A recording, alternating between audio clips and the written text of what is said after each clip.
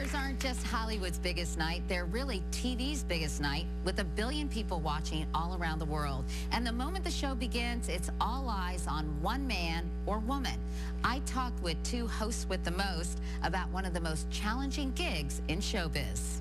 I think you really have to have some muscle to be on the stage in front of the world, because, Katie, the world's a rough room. Billy Crystal could handle it 9 times, but he had some big shoes to fill. Charlton Heston, Frank Sinatra, Diana Ross, Gene Kelly, Fred Astaire, they've all hosted Hollywood's biggest night, but nobody did it better or at 19 times more often than Bob Hope. Welcome to the Academy Awards, or as it's known at my house, Passover. Bob Hope, I mean, they're hosts for different eras. You know, Carson was fantastic, and you know, I kind of like it old school because they knew what they were there for. You know, Hope would fool around with, you know, listen, I did 4 movies, you never get an Oscar. They were just funny. You know what I mean? They didn't have to prove it. And they knew how to do what they do. I mean, hosting is not an easy thing, and not everyone can do it. You know, but you don't know it until you do it.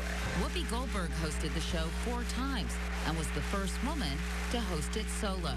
Some of you may know me as the Virgin Queen, but I can't imagine who. What was the hardest thing about hosting the Oscars? Trying to stay within the lines of standards and practices. And they call me a bitch.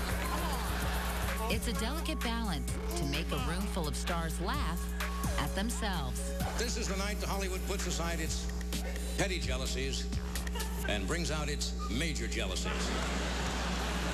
When it comes to jokes, it seems like it's a great moment where you can really poke fun at Hollywood. Yeah. And is it fun to kind of rip If you do it the right, yeah, if you don't get mean, you can't get mean, because they'll turn on you in a second. And it's not like an angry mob. Yeah, well, you've seen it happen, and guys have gone too far. Good evening, Hollywood phonies. I always like to get to the brink of being a little nasty and then back off, because it's meant, you know, with affection. Nothing can take the sting out of the world's economic problems like watching millionaires present each other with golden statues. Sometimes the best jokes are the ones no one prepared for. The ad-libs and zingers that make good comedy great. Look at Goldie Hawn walking around. Oh, Goldie, hi, Kurt. Sit down. Shit. The night that Jack Palance won for City Slickers, I was a host, and he came out and did these one-arm push-ups and, you know, sort of set me off for the whole night, and with jokes all about him. It was like kind of just easy but great. I just was given a bullet, and Jack Palance is now on the Stairmaster. Jack Palance just bungee jumped off the Hollywood sign. This just in, Jack Palance has won the New York State primary. For me, my finest moment, if I have to say, was I introduced Hal Roach. This giant of the film business is with us tonight. Silent movie producer Hal Roach was honored in 1992 and was only supposed to stand and wave. But instead, he started to give a speech with no microphone. It was like a slot machine. Lines were going, no, that's not a good one, and boing. I think that's fitting because Mr. Roach started in silent films. As I look at my whole career, I'll say that one moment was the best moment for me as a comedian that I've ever had. And this year, an Oscar newcomer, Seth MacFarlane, of The Family Guy. Yeah, well, good luck with that. Yup. And the movie Ted. You know, I've written so many angry letters to Hasbro about that. Will try for some golden moments of his own. Any advice, Billy? You know, anytime any of the other hosts have called me for advice, no matter who it's been, I always tell them the same thing. Look like you really want to be there. Really love the job, and really just have fun. It's a great night, and the moments that you can shine, you know, shine, and then get out of the way. Excellent advice, Billy. And speaking of comedy, up next, meet the woman behind a parody of one of this year's most talked about films. If she dreamed a dream of being a viral sensation, it came true. That's right after this.